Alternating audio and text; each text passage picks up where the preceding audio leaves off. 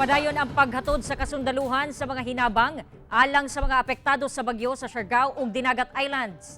Migamit na kini sa ilahang mga air assets aron mas mapadali ang paghatod sa mga relief goods. Ani ang report.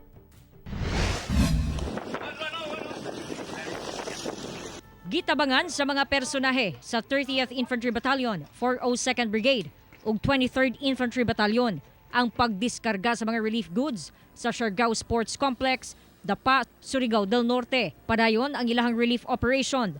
Helicopters ang gamit sa paghatod sa mga hinabang aron mapadali kini ug maabot dayon sa mga biktima sa bagyong Odette.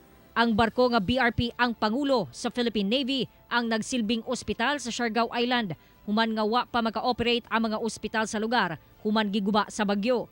On board ang medical team ug mihatag og mga serbisyo ngadto sa mga naangol ug na-traumatize. Mihanyag sab sila og libreng gupit sa mga residente ug art therapy sa mga bata.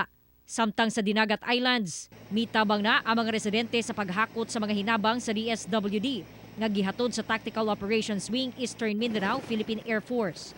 Prioridad sab nila ang pagdala sa mga tubig mainom nga mao'y labing kinahanglan sa mga biktima. Adlaw sa Pasko ng apod-apod ug mga pagkaon ang kasundaluhan sa Dinagat Islands.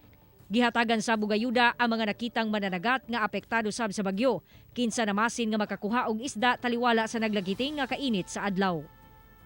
Ako si Jandy Esteban para sa One Mindanao.